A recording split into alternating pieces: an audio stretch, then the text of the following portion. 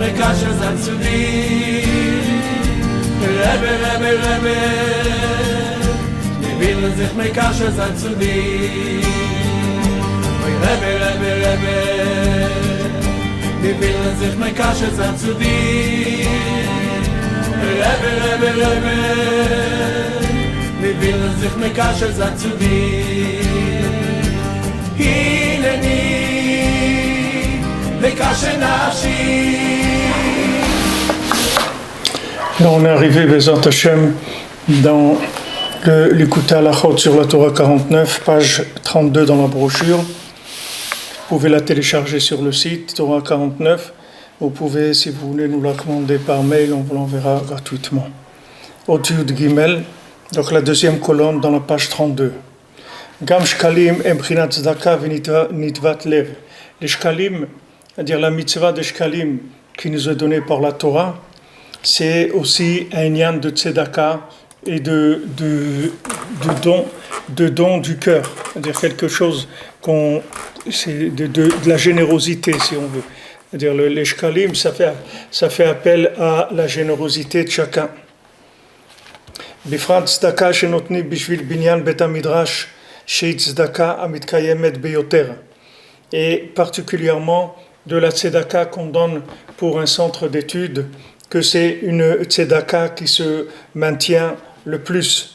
Comme chez Perish Rashi, c'est comme il explique Rashi, al pasuk, umi ohev behamon lo tvua, et qui écrit qu'est-ce qu'il aime le plus. Lo tvua, c'est pas la récolte, c'est d'enseigner la parole d'Hachem. Parce que la tzedaka, c'est un principe de tchouva, c'est le principe de la réparation du hé en question. Quand on a parlé du yud et du dalet qui s'assemblent et qui forment le hé, tashuv hé, alors la tzedaka, c'est la réparation du hé. Ki kar prinat tzedaka, le'amshir prinat ha'hé, la'asot mitzedek tzedaka. Parce que le principe de la tzedaka, c'est de transformer le tzedek, qui est la justice, en tzedaka, qui est la miséricorde, qui est la charité. C'est-à-dire on rajoute un hé dans tzedek, qui est justice, et ça devient tzedaka, c'est-à-dire ça devient la charité, la miséricorde. Ki hé dalet haviat, parce que le hé, avant, il était dalet. Shemisham kola aniyut vadalut shel aniyim vaevyonim, que toute la pauvreté, toute la misère des pauvres et des misérables, shenimshach mitokef adin shel hatzimtzum anal, qui vient de la force, de la rigueur du tzimtzum en question. C'est-à-dire que maintenant quand il y a le tzimtzum, c'est-à-dire la contraction de la lumière, alors, il y a des gens que, comme on dit, ils vont tomber dans le panneau. C'est-à-dire le fait que maintenant la lumière s'est contractée, alors pour eux, ils vont croire qu'il n'y a plus de lumière, qu'il n'y a plus rien, puisque la lumière, elle s'est contractée maintenant. Du moment où elle s'est contractée, ils vont croire que ça y est, la lumière est partie. Ils ne vont pas voir Hachem, parce que de trouver Hachem quand la lumière est contractée, ça demande un effort. Alors les gens, ils vont aller en général vers ce qui est le plus proche le plus facile. Et le plus facile, en général, c'est le premier niveau des choses, et qui est la consommation, la matière, etc. Et ça, c'est le chemin vers la pauvreté. Puisque comme on a vu plusieurs fois que la pauvreté, elle vient surtout de la pauvreté mentale. C'est surtout ça la pauvreté. La pauvreté, elle vient surtout de la tête et du cœur. C'est ça la véritable pauvreté. Alors maintenant, tous les gens qu'on voit dans le monde qui sont pauvres, qui sont dans la misère, dans la pauvreté, eux, ils viennent, leur pauvreté, elle provient du fait qu'il y a le tzimtzum, c'est-à-dire la contraction de la lumière d'Hachem. Alors il y a des gens qui pensent que il n'y a pas Hachem dans le monde, ou même s'il y a Hachem, mais il est dans les cieux, il ne s'occupe pas de chacun individuellement, il n'a pas une surveillance sur chacun, il n'a pas une attention avec chacun. Les gens, les pauvres, ils pensent comme ça. Et ça vient du din. Le din, parce que la rigueur, elle se base sur ça. La rigueur, elle se base sur le tzimtzum. Quand il y a tzimtzum, contraction, alors ça entraîne des restrictions de la rigueur. Et quand maintenant quelqu'un il donne de son abondance qu'il a, de sa richesse qu'il a, il donne à un pauvre.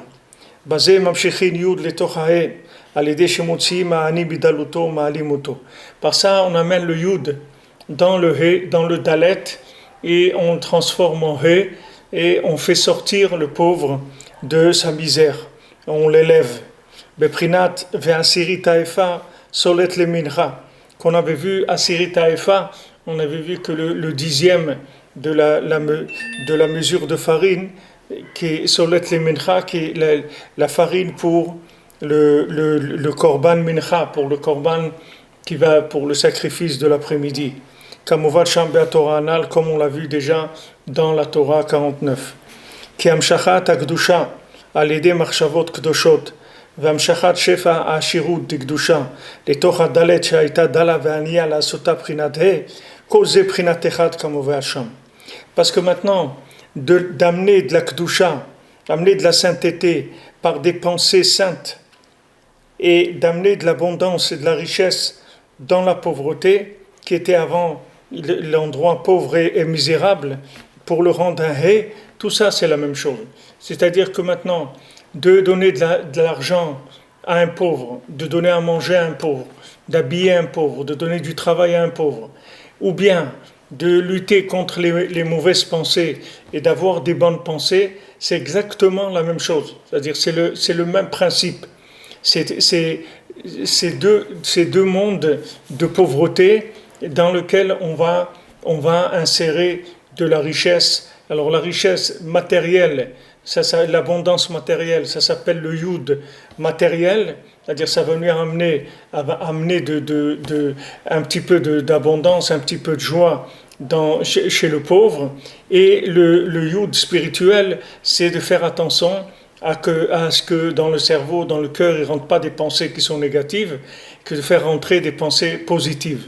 C'est exactement la même chose, dit Rabbi Nathan. Et tout ça, c'est le lien de la tzedaka à un pauvre qui est valable. Qui est le principe de la shrina, prinat eshkon et daka, comme c'est écrit, je vais résider chez le pauvre. C'est celui qui est dans la misère.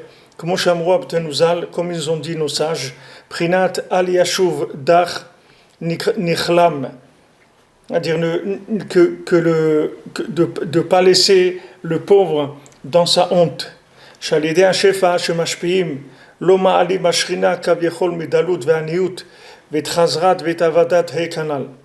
Parce que par le fait que maintenant on donne de l'abondance à un pauvre, alors on élève la shrina qui était dans la pauvreté, dans la misère, et qui retourne au hé. Parce que maintenant, le fait que quelqu'un est pauvre matériellement, alors cette pauvreté matérielle, automatiquement, elle lui donne une pauvreté spirituelle. C'est-à-dire, c'est lié. Parce que si quelqu'un il est pauvre matériellement, qu'il n'a pas ce qu'il faut pour manger, etc., automatiquement, il est déconnecté d'Hachem. Parce que comment il va se connecter à Hachem s'il n'a pas un minimum? Comme la Mishnah elle nous dit, s'il n'y a pas de Kemach, il n'y a pas de Torah. S'il n'y a pas de farine, il n'y a pas de Torah. C'est-à-dire que maintenant, si quelqu'un il n'a pas un minimum de Parnassa, il ne peut pas avoir de Torah. Alors Rabbeinu il dit dans la Torah sur la richesse, il dit que tous les tzadikim, les grands tzadikim par qui est passée la Torah entre leurs mains, comme Moshe Rabbeinu ou Rabbi Yehuda Hanassi, ou le Rabbi Yehuda Hanassi, ou bien le Rabbeinu Tam, tous ces tzadikim qui ont amené de la Torah dans le monde, ils étaient aussi très riches, ils avaient une grande richesse. Moshe Rabbeinu, il avait la richesse avec les restes des tables de la loi, les restes des pierres précieuses des tables de la loi. Il y avait Rabbi Odan, il était très riche. Le Rabbeinu Tam, il avait beaucoup de vignobles en Champagne et il était très riche aussi. Pourquoi Rabbeinu dit là-bas? Parce que il y a de la Torah, il y a de la Torah qu'on a besoin d'une grande richesse pour atteindre cette Torah-là.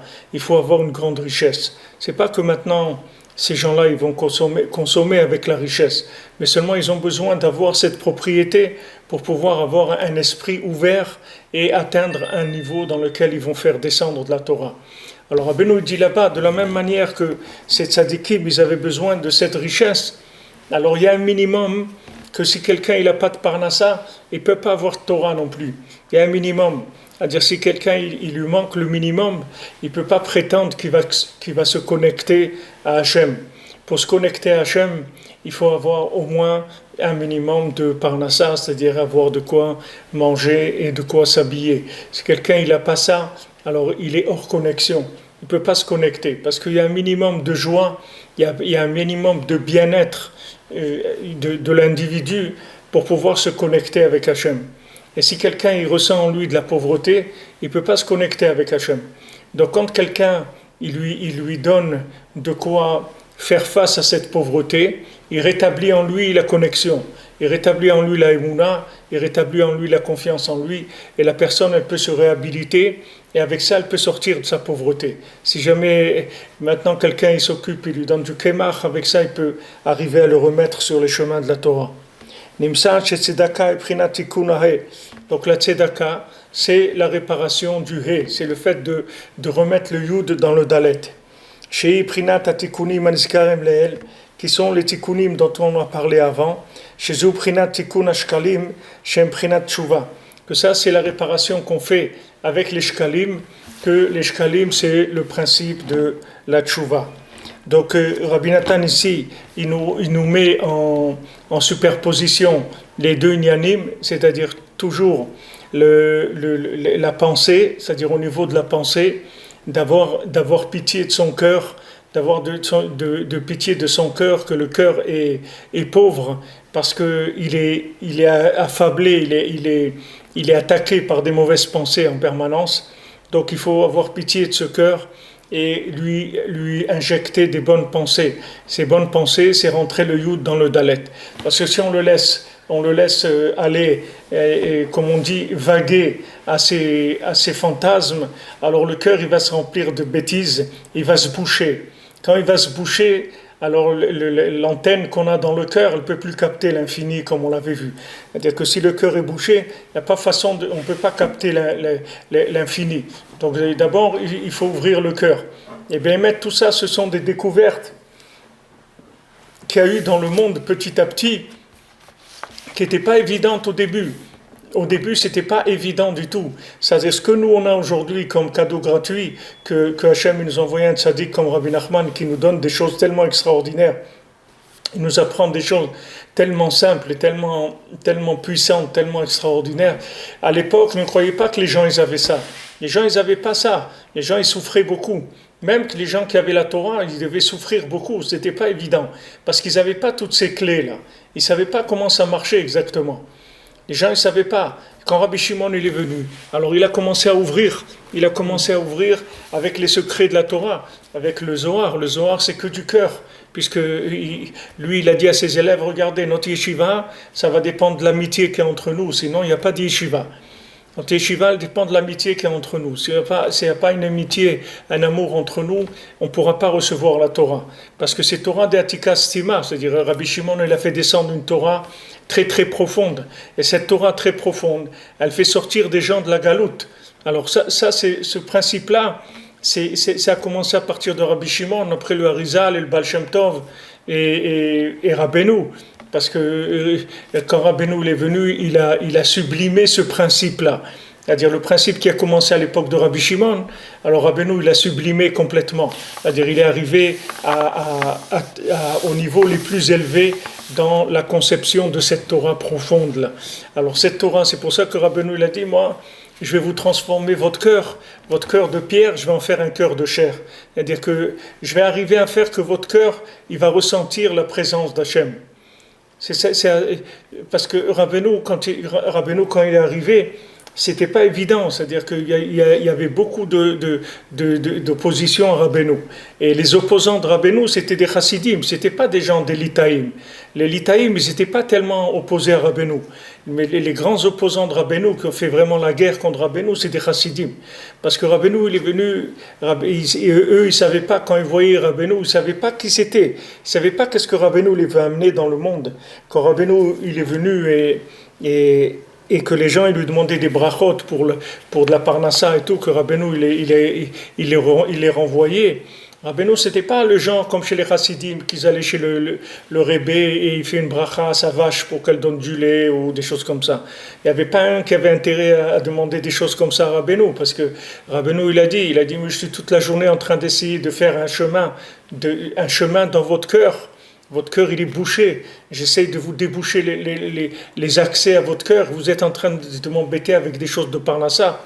Donc Rabbeinu, il était vu d'une façon très étonnante par les autres chassidim. Les chassidim, ils voyaient ça comme quelque chose de très bizarre. C'est-à-dire qui c'est cet homme-là et pourquoi maintenant il est descendant du Baal Shem Tov et pourquoi il est en train de changer toute la dynastie de la chassidoute puisqu'il dit qu'il n'y a pas d'Admour après lui. Il ne voulait pas de transmission de la concession de Admour. Il n'y avait pas de Admour de Breslev. Il y avait Rabbeinu et c'est tout. Il n'y a personne après lui. C'est lui et c'est toujours lui et c'est tout. Il n'y a pas de changement.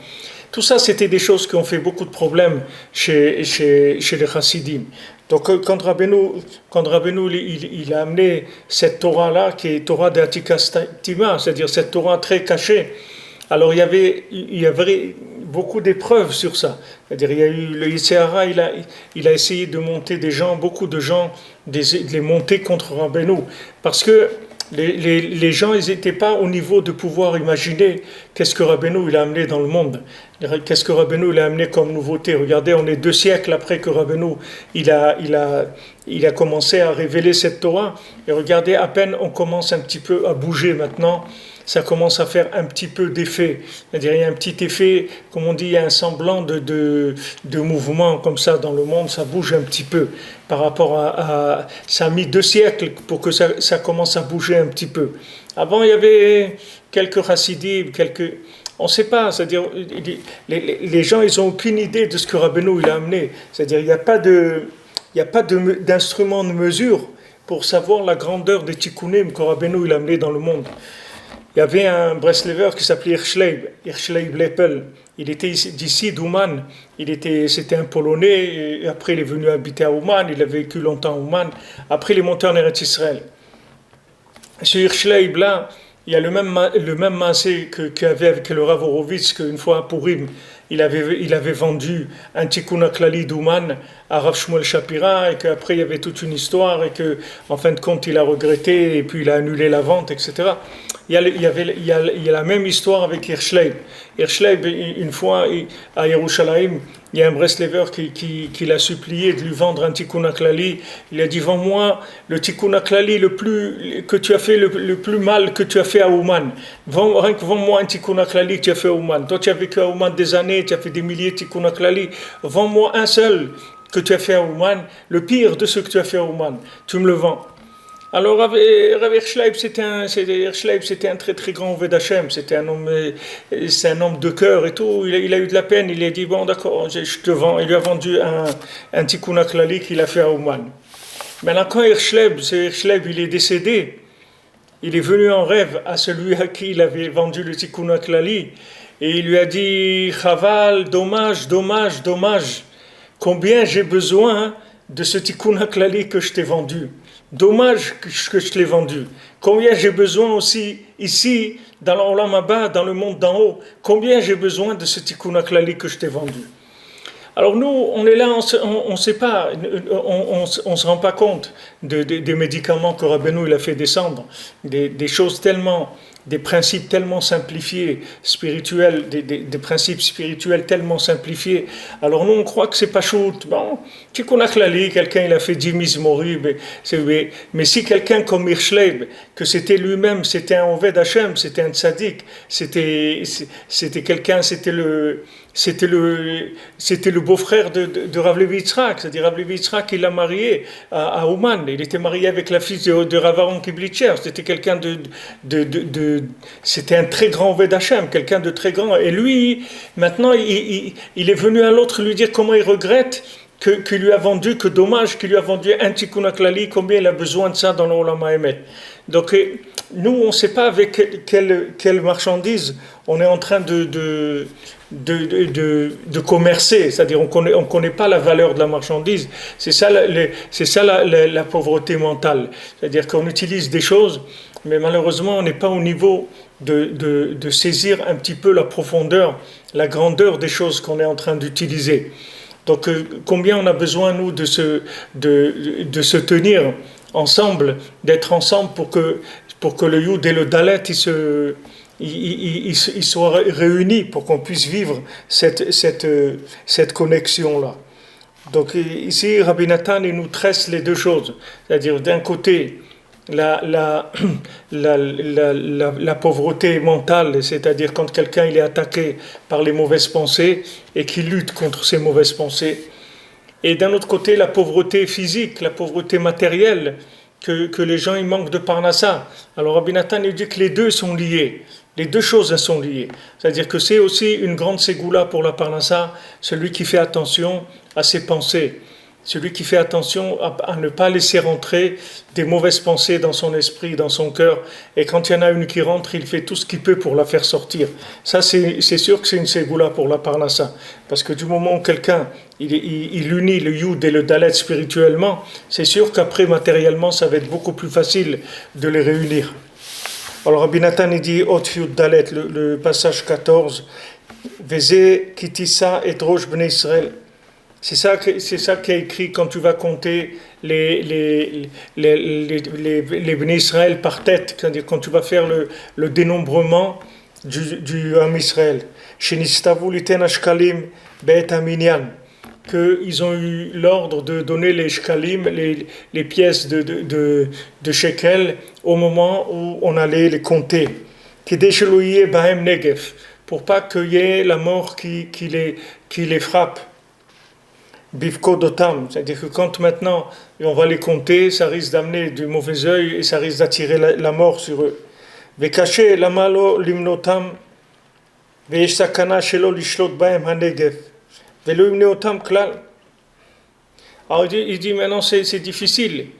Pourquoi on va les compter? Si maintenant il y a un danger à les compter, pourquoi maintenant on va dire voilà, pour que tu puisses les compter, alors tu vas donner le marcite à shekel, comme ça il n'y a pas de mauvais œil, il ne risque pas de mourir.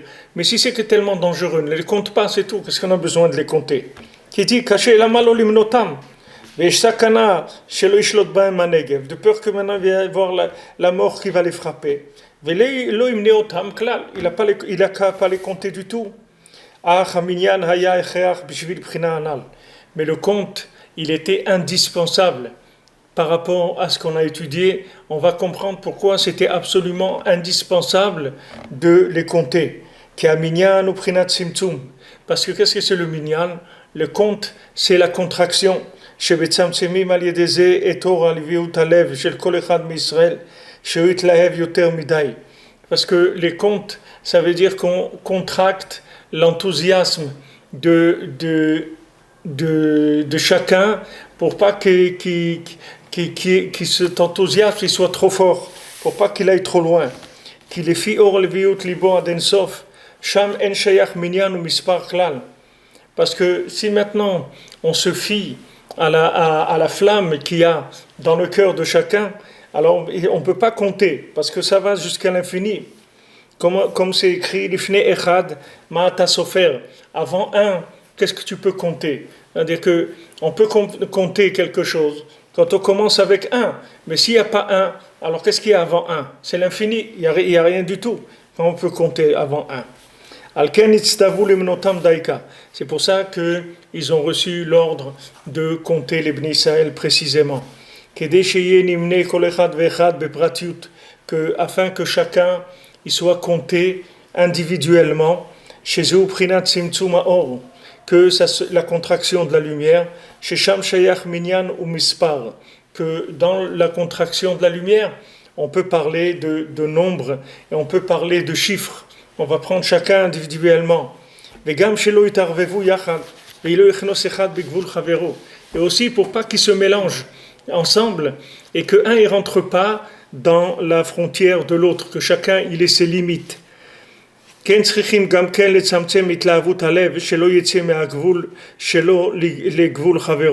Aussi, il faut contracter la lumière de son cœur de manière à ne pas sortir de sa limite et de rentrer dans la limite de son chaver, de son ami. Bien que tout l'homme Israël est considéré comme un seul homme, parce que dans leurs racines, ils sont tous inclus dans un, comme ils ont dit nos sages, chez Yaakov Ayulo Shiv'im Nefesh, et les enfants de Yaakov, c'était 70 Nefesh, Vekulam Nikraim Nefesh Echad, on dit 70 Nefesh au singulier Nefesh, on ne dit pas au pluriel, on ne dit pas 70 Nefashot, on dit 70 Nefesh au singulier. Donc ils étaient considérés comme un seul. Malgré ça, chacun il a un tzimtzum, une contraction et une limite qui lui est propre. Chacun il a son niveau. Chacun il a un niveau, que ce soit dans un sens plus que les autres, moins que les autres, mais il a un niveau. Parce que la conscience de chacun, elle est différente des uns des autres. Comme ils ont dit nos sages, les Inyan Birkat Chacham Harazim, c'est-à-dire au sujet de la bracha de Chacham Harazim, c'est-à-dire quand il y a quelqu'un qui est très intelligent, qui a une chokhma très spéciale, alors on fait une bracha pour sa chokhma, c'est une chokhma qui est au-dessus largement au-dessus de la moyenne. Et comme ça, on voit, il y a des gens qui sont considérés comme des chachamim, des gens qui sont moins chachamim, des gens qui sont... Chacun, il a sa place, et chacun, il a sa formule, et chacun, il a sa contraction qui lui est personnelle. Hakol kefima shemitzamtzem itlavut libo. Tout selon combien il arrive à contracter l'enthousiasme du cœur. Beprinat chalal apanouy, c'est-à-dire il arrive à faire le vide dans son cœur. Il attire dans son cœur des bonnes pensées qui sont des bonnes mesures. Et ça va faire se révéler la royauté divine. Parce que chacun, il a une mesure dans son cœur selon son niveau. Et si vous voulez, c'est ça la chose la plus terrible qu'on a le plus souffert dans la galoute, c'est-à-dire la chose qui nous a le plus abîmé dans la galoute, dans l'exil, c'est cette chose-là. C'est la chose la pire qui est, parce que on nous a mis dans des systèmes qui sont des systèmes de robots, des systèmes de ressemblance, des systèmes où on nous a formés tous dans la même école et on est tous dans les mêmes systèmes, on fonctionne avec les mêmes choses et il y a aucune originalité dans notre vie, on ne le sait, aucune originalité. Et si on a un peu d'originalité, alors on est classé comme des originaux. En français, quand on dit les originaux, c'est péjoratif, c'est un mot péjoratif, ça fait rigoler, c'est pas...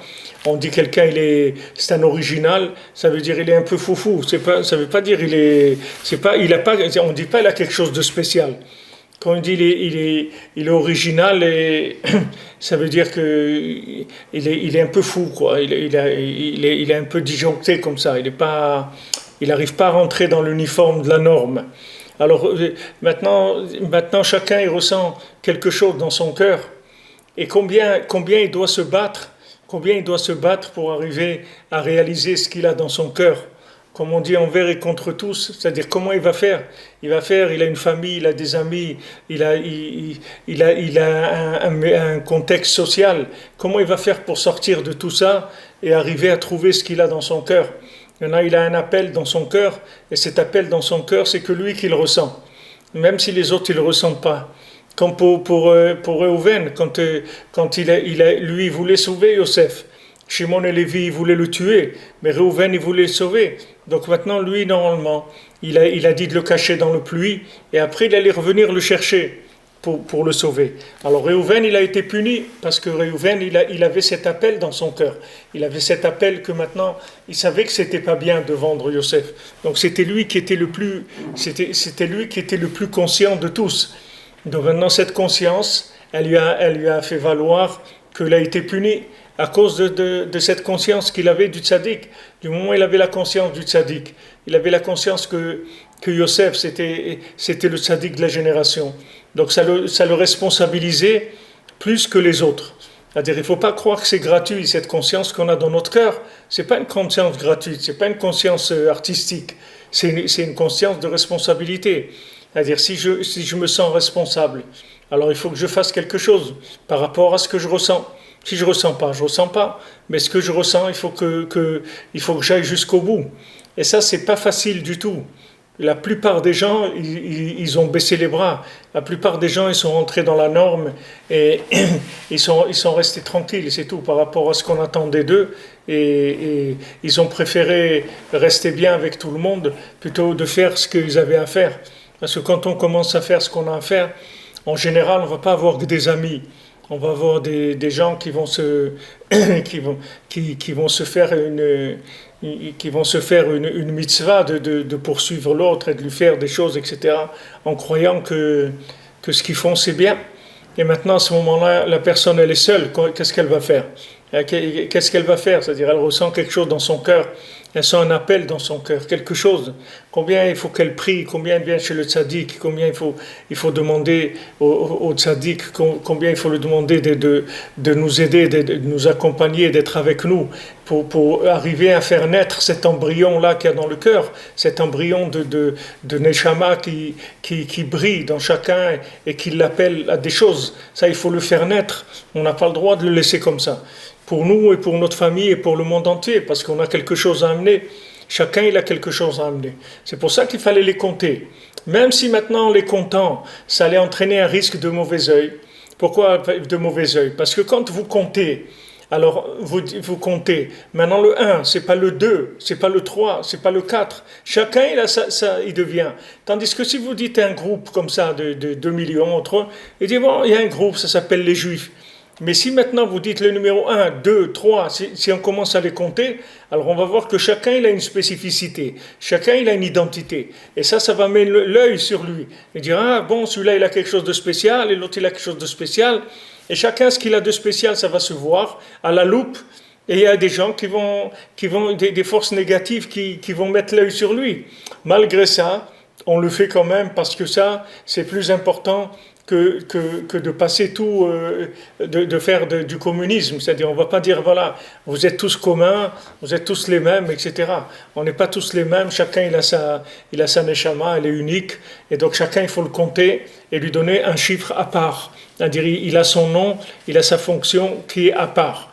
Alors c'est sûr que son originalité, elle va lui faire attirer des mauvais œils, donc on lui donne les shkalim à côté, pour pouvoir atténuer l'intensité de ce mauvais œil-là, pour pas qu'il se fasse viser, pour pas qu'il soit visé, pour pas que le bien qui est en lui soit visé. Alors ce qu'il dit Rabbi Nathan ici, qui kol echad yesh lo shiur belibo, les filles madrigato, parce que chacun il a une mesure dans son cœur, selon son niveau. C'est-à-dire cette mesure, elle va changer aussi, mais maintenant elle est comme elle est par rapport au niveau où je me trouve. Beprinat Noda Bashe'arim Baala, que comme c'est écrit, son mari, il était connu dans les portes de la ville, c'est-à-dire dans les portes de la ville, il a été connu, son mari, Kol Chad Kefumad Mishaer Belibé. Maintenant, qu'est-ce que c'est Sha'arim Baala? Alors les Chachamim nous expliquent que ça c'est dans Noda B'Shaim Ba'ala, ça on le dit pour la femme virtueuse, que son mari, il est connu dans les Sheharim. C'est-à-dire que ça aussi c'est la conséquence d'avoir une femme virtueuse. Parce que quand quelqu'un, il a une femme virtueuse, qu'est-ce qui se passe? Comme il a une femme qui le protège, c'est-à-dire qui le protège des mauvaises pensées, qui le protège des attaques extérieures, comme on a vu que sa femme c'est son talit, d'Achlekola Veshatsekola c'est son techelet, c'est-à-dire elle va repousser tous les ennemis qui vont vouloir attaquer son mari. Elle a cette force, la femme dans son âme, elle a la force d'éloigner tous les amis, tous les ennemis de son mari. Alors, à ce moment-là, lui, il devient Noda Basharim Ba'ala. C'est-à-dire que maintenant, du fait que maintenant, sa femme, elle se tient à la porte de son cerveau et de son cœur. Et là-bas, elle chasse tous les ennemis qui veulent s'emparer du cerveau ou du cœur de son mari. Ça va faire que son mari, il va avoir des mesures maintenant, des shiurim dans son cœur. Il va avoir des mesures, c'est-à-dire il va avoir une contraction de la lumière qui va pouvoir entrer dans son cœur. Parce que les ennemis du mari, c'est quoi? C'est soit des ennemis qui veulent l'appauvrir, qui veulent l'entraîner dans des bêtises de ce monde, soit des amis qui veulent l'entraîner dans des sphères pour qu'il se décompose. C'est-à-dire que ce soit d'un côté ou d'un autre, c'est pareil. C'est-à-dire que ce sont des mauvaises influences. Des influences vers le bas, des mauvaises fréquentations vers le bas, ou des mauvaises fréquentations vers le haut, c'est-à-dire qu'ils vont le pousser, ils vont le booster au-delà de ses capacités. Alors la femme, elle a cette force-là de pouvoir mesurer, c'est-à-dire les capacités de son mari, et de faire un bouclier à tout ce qui voudra pousser son mari vers le bas ou vers le haut, pour l'amener à un équilibre. Maintenant, dès qu'il a cet équilibre, alors il devient Noda Basharim Ba'ala. C'est-à-dire Noda, ça veut dire que maintenant, la Shrina, elle va être connue dans les shiurim, dans les mesures du cœur du mari de la femme virtueuse. C'est pour ça qu'on le met dans le champ de Eshet Ha'il, de femme virtueuse. On met la Torah, elle nous met ce passage-là par rapport à la Torah où on est maintenant, la Torah 49. Alors c'est sûr que ici on voit exactement, d'après la sagote de Rabbeinu, on voit exactement qu'est-ce que ça veut dire. Que maintenant l'homme, il peut enfin rentrer dans des mesures qui sont ses mesures à lui, dans son cœur, comment il va capter la divinité. Chacun, combien il mesure dans son cœur. Chacun, il a la mesure d'Hachem dans son cœur. Maintenant, les faux amis, c'est des gens qui vont vous pousser vers le haut ou des gens qui vont vous pousser vers le bas. C'est ça les faux amis, les mauvais amis. Alors, la femme, elle les repousse, elle les écarte de son mari, et à ce moment-là, elle protège le cœur de son mari. Comme le fil des tzitzit, si vous prenez les fils des tzitzit, chaque tzitzit, il a 8 fils. Il y a 4 tzitzit, ça fait 32, c'est la valeur numérique du lève. C'est-à-dire que le lien de tzitzit, c'est pour protéger le cœur. C'est l'otatouru. Pourquoi? Pour que vous laissiez emporter que votre cœur vous emporte. Alors il y a un cœur qui est un cœur de tzitzit, que les tzitzit, ils vont donner la mesure exacte de ce que son cœur il est capable de mesurer comme divinité. Chacun à son niveau. Donc la femme, elle va être le tzitzit du mari, c'est-à-dire qu'elle va l'entourer de manière à ce qu'elle va rejeter tous les gens qui sont des mauvaises influences, soit des influences négatives vers le bas, soit des influences négatives vers le haut. Ça revient au même, les mains, c'est la même chose. Que quelqu'un monte trop ou descend trop bas, ça revient au même.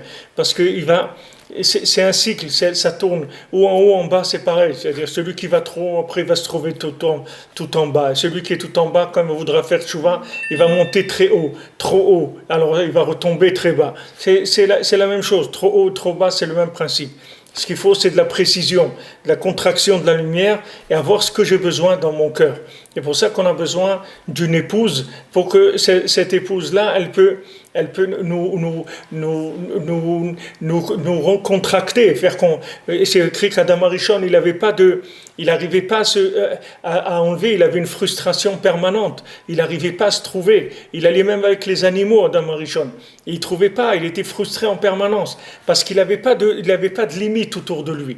Il n'avait aucune limite, il ne savait même pas qui il était, il ne savait pas qu'est-ce qu'il faisait dans le monde, Adam Arishon. Akadosh Baruch Hu, il l'a créé en dernier. Maman, juste avant de rentrer dans Shabbat, Adam Arishon, il a été créé et il a vu tout ce monde. Il ne savait pas qu'est-ce qu'il est venu faire dans ce monde. Il voyait tout, il ne savait pas où donner de la tête, il ne savait pas sur quoi se brancher. Quand Hachem lui a donné sa femme, alors il a dit voilà, maintenant, bon Hachem, ça y est, maintenant il s'est calmé. Quand il a eu sa femme, il s'est calmé, c'est-à-dire il s'est concentré sur des points précis. Il a su exactement ce qu'il est venu faire. Alors ça, c'est Noda Bashar Imbal. Ça, c'est le Inyan que celui qui a une femme, alors une femme virtueuse, une femme qui a de la Hirat Shamayim, une femme qui a la crainte d'Hachem, alors elle va protéger son mari, elle va l'entourer de manière à ce qu'il ne tombe pas, ni qu'il tombe du balcon, ni qu'il tombe dans la cave. C'est-à-dire elle va le tenir. Et chacun comme ça, lui il sert Hachem selon ses bonnes mesures, ses bons comportements. Il y en a un qui fait plus attention à cette mitzvah-là. Il y en a un qui fait attention au chesed, par exemple. Il fait très attention à faire du bien tout le temps, à parler bien aux gens, à faire du chesed aux gens. Et il y en a un autre qui fait attention à une autre mitzvah, c'est autre chose. Et comme ils ont dit nos sages, Avicha b'mai zahir tfeh. Ton père, à quoi il fait le plus attention? C'est-à-dire que la Gemara, elle avait l'habitude de demander, ils se demandaient, les élèves entre eux, ton père, sur quoi il est pointilleux dans les mitzvot? Il y en a qui font, par exemple, Rabbi Nathan, il faisait attention au Shabbat, Rav Naftali faisait attention au tzitzit. Comme ça, chacun, il avait la mitzvah qui préfère, comme ça, là où il s'investit plus que dans les autres, là où il ressent quelque chose de spécial, alors il s'investit beaucoup plus dans cette mitzvah. Mais ça, c'est personnel, il n'y a personne qui peut lui dire. Il y a le tzaddik qui peut lui dire. Rabbi Nachman, il peut dire à chacun, mais il faut avoir le srout que quelqu'un puisse recevoir cette information. Mais déjà, que quelqu'un il ressent. Il y a des gens, ils ressentent les tefilines, il va avoir de très beaux tefilines. Des gens, ils veulent bien recevoir Shabbat. Il y a des gens, ils vont avoir des beaux tzitzit. Il y a des gens, ils veulent bien faire la tzedaka. Ils font attention quand ils font la tzedaka. Il y a des gens, ils font attention à la prière, d'être à l'heure, d'être parmi les 10 premiers. Et ils restent après que tout le monde soit sorti. Chacun, ce qu'il a, c'est là, le Pessah et Chametz, il y a des gens que c'est ce qu'ils aiment, la fête de Pessah. Ils font très attention de faire le maximum de choses qu'ils peuvent faire bien. Chacun selon ce qu'il a dans son cœur.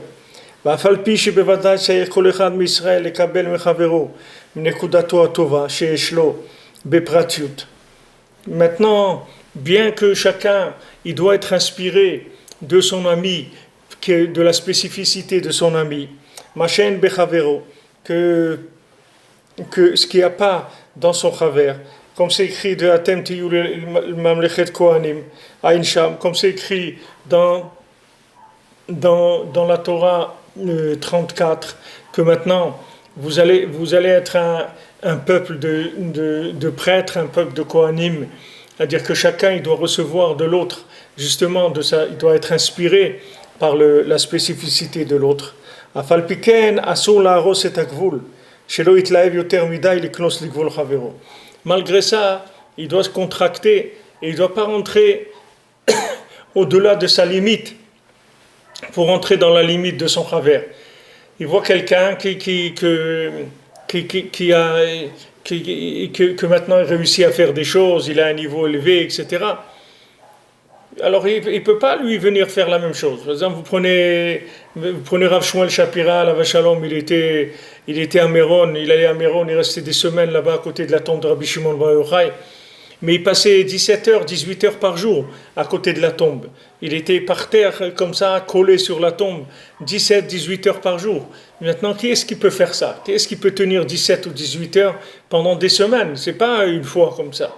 Alors que quand quelqu'un il va là-bas à Méron, au bout d'une heure, s'il est resté, c'est déjà bien, il a envie de partir.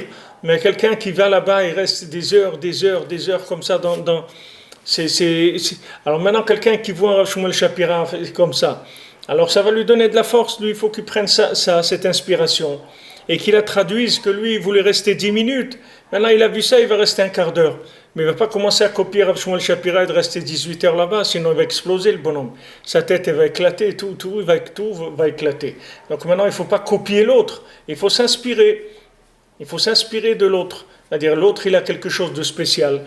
Alors maintenant, je prends ce que l'autre, je m'inspire de l'autre et je l'adapte à mon véhicule à moi, à mes capacités à moi. Il faut que j'ai la chokhma, la bina, de transformer ça en ce qui est bien pour moi. Et je ne vais pas prendre l'image et la coller sur moi. Je ne vais pas prendre toute la chose et la coller sur moi. Il faut que je prenne la chose, je la contracte et je l'adapte à moi-même.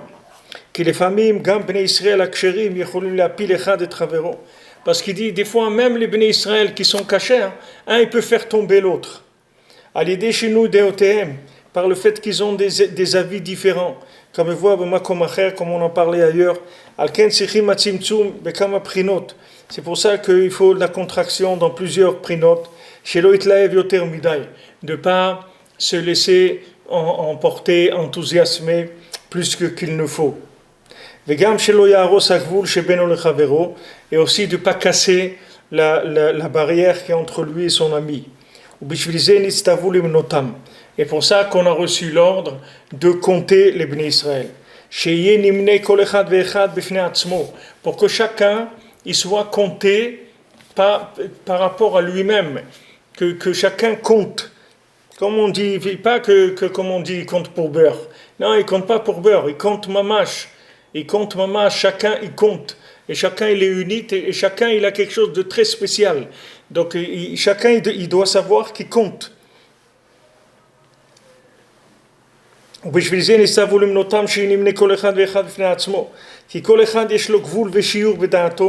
Parce que chacun il a une limite et une mesure dans sa conscience,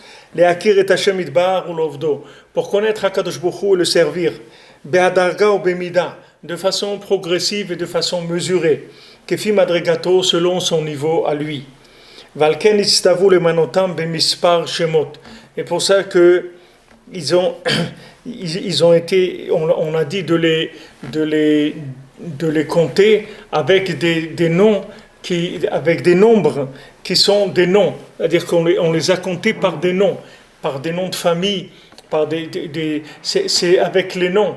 On dit voilà, celui-là, il avait un fils qui s'appelait comme ça, et son fils, il avait 2 fils qui s'appelaient comme ça, et chaque fils, il avait ça. C'est comme ça qu'on les comptait, par rapport à la famille. Parce que chaque juif, il a un nom qui lui est propre.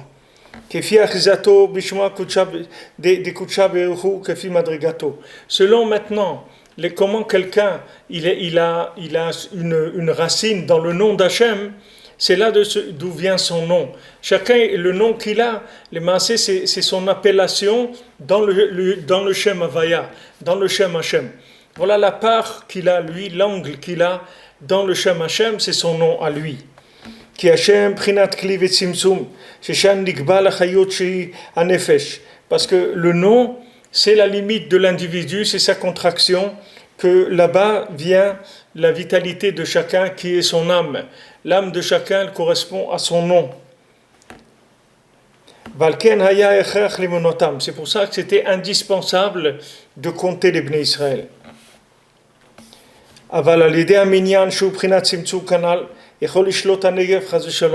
Mais quand on commence à contracter et commence à rentrer dans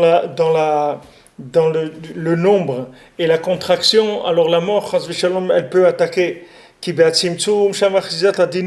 Parce que dès qu'on parle de contraction, on parle de restriction de la lumière, et à ce moment-là, il peut y avoir de l'emprise de la rigueur. Kayadoua, comme c'est connu, chez Misham Mishtalshel Sitra de Moutar, que de là-bas vient le côté de la mort, qu'on ne fait pas attention d'adoucir les choses comme il le faut. Al ken itzdavu lemanotam al yadi ashkalim shenotnim lidvat hamishkan. C'est-à-dire, voilà, comment on va les compter? Avec les shkalim qui vont donner pour construire le Mishkan. Que maintenant, quand ils vont donner l'argent pour le Mishkan, ils vont construire la maison d'en bas. Et quand il y a la maison d'en bas qui avance, alors la maison d'en haut aussi elle avance. Parce que dans le Mishkan, dans le tabernacle qui est la tente d'assignation, et aussi dans le temple, Sham mitkansim akol, kol Israël qui est là-bas, tous les Bnei Israël y rentrent comme un seul homme, tout le peuple entier est rentré. Malgré ça, chacun se tient dans ses limites. Comme c'est écrit, quand ils se tenaient debout, ils étaient serrés, et quand ils se prosternaient, ils étaient au large. C'est-à-dire qu'ils se tiennent debout, collés les uns aux autres, ça veut dire qu'ils sont tous comme un seul homme. Malgré qu'ils sont tous comme un seul, c'est-à-dire que quand ils se prosternent avec de la place. Que personne n'entende le vidouille de son chaver quand chacun il dit ses fautes, il ne faut pas que l'autre les entende.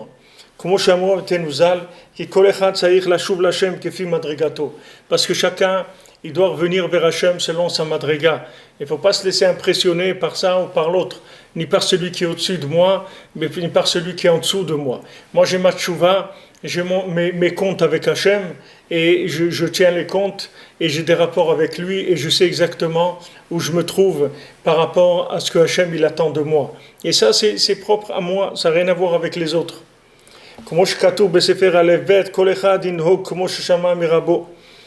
Comme c'est écrit dans le Sefer Amidot, que chacun il doit faire comme il a entendu de son maître. C'est écrit, si moi je ne fais pas attention à moi, alors qui est-ce qui va faire attention à moi? C'est-à-dire que si moi je ne me connais pas, qui est-ce qui va me connaître? Parce que chacun il a ses limites. Et ce tikkun, il se faisait au Bet Hamikdash et au Mishkan. C'est pour ça qu'ils ont reçu l'ordre de compter les Bnei Israël avec les shkalim. Qu'on donne ces shkalim pour la construction, pour le maintien du Mishkan. Que grâce à ça, tout se répare. D'ailleurs, Rabbi Nathan, de temps en temps, il lâche des bombes comme ça, sans prévenir. Il dit voilà, grâce au shkalim qu'on donne pour le Mishkan, que ça répare absolument tout. Quand on donne les shkalim pour réparer le Mishkan, la maison du tzaddik, le Bet HaMidrash du tzaddik, le centre du tzaddik, la synagogue du tzaddik, tout ce qu'on fait pour la résidence, pour faire connaître le nom du tzaddik, que c'est le nom du tzaddik, c'est le nom d'Hachem. Le nom des tzaddikim, c'est le nom d'Hachem contracté. Alors ça répare absolument tout.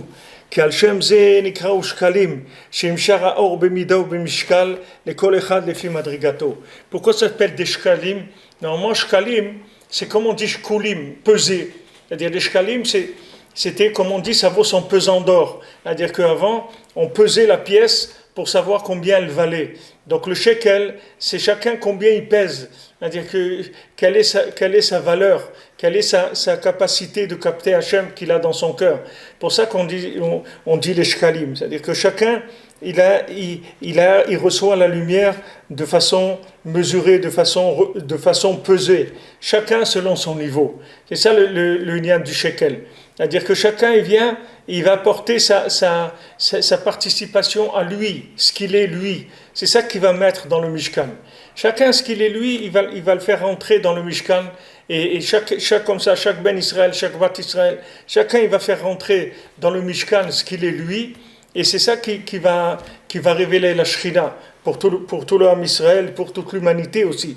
pareil que pour l'homme Israël, toute l'humanité, quand elle va voir la Shrina qui descend, c'est un adoucissement pour toutes les gens qui sont sur toute la terre. C'est pas qu'en Eretz Israël et pas que à Yerushalayim. C'est le monde entier qui voit le Shem Hashem. Bezrat Hashem.